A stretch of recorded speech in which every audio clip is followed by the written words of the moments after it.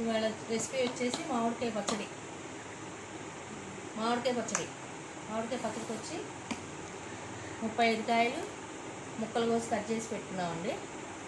దానికి కొలత ఆవు పిండి ఏదైనా ఒక 5 ముక్కలు ఎప్పుడైనా దేంతో కొలత వేసుకున్నా 5 వచ్చినాయి అనుకోండి. 5 వచ్చిన వాటికి 1 ఆవు పిండి, 1 కారం, 1 సాల్ట్, కొంచెం మెంతిపిండి.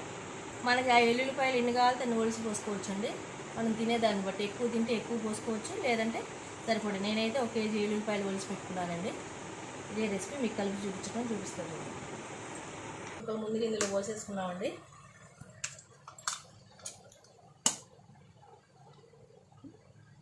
వెల్లుల్లిపాయలు పోసుకోండి.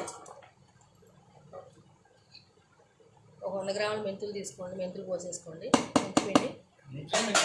మెంతిపిండి ఎక్కువ పోసుకుంటే జిగురు వచ్చేస్తుందండి, వాసనకు పోసుకోండి. ఆవపిండి నేను దీంతో కొలిసిన దీనికి 5 గిన్నెలు ముక్కలు వచ్చినాయండి. ఇగో ఇట్లా ఆవపిండి తలకొట్టి ఆవపిండి పోసుకోండి.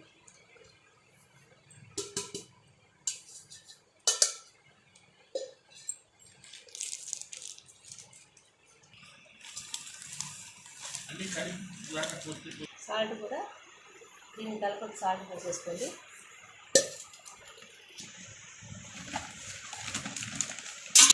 కారం కూడా తలకొట్టి పోసుకోండి.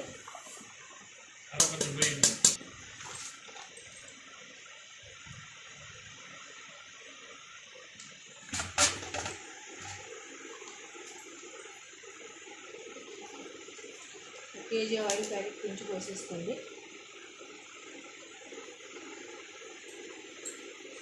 కేజీ చాలండి, ఇంకో కేజీ ఆయిల్ పట్టుద్ది, అది కూడా పోసేస్తాం.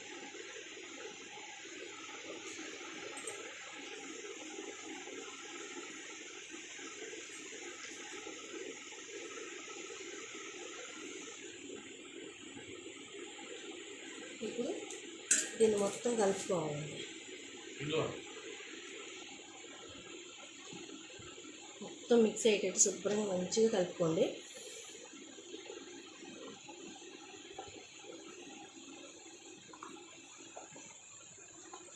మామిడికాయ పచ్చడి కోసమే టబ్బు కొన్నానండి. టబ్బులో కొంచెం వెడల్పాటి గిన్నెలో పోసుకుంటే మీరు మంచిగా కలుపుకోవచ్చు.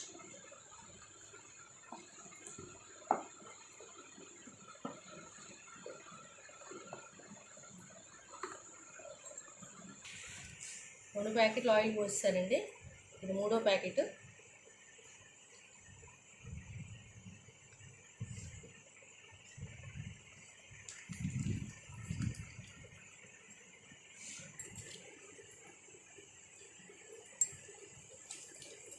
మంచిగా కలిపేసుకోండి. ఇంకా నాకు తెలిసి ఆయిల్ పోయాల్సిన పని ఉండదండి 3వ రోజుకి మంచిగా.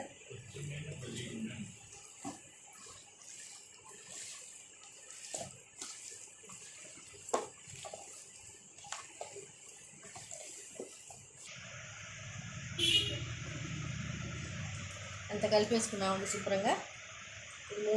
ఇవాళ ఉంచేసి రేపు ఉంచి ఎల్లుండి 3వ రోజు మొత్తం మళ్ళీ ఒకసారి కలుపుకొని ఉప్పు తక్కువైతే ఉప్పు, కారం తక్కువైతే తక్కువ, ఏది తక్కువ చూసుకొని ఒకసారి, ఏది తక్కువైతే కొంచెం వేసుకొని కలుపుకోండి. ఆవకాయ పచ్చడి రెడీ.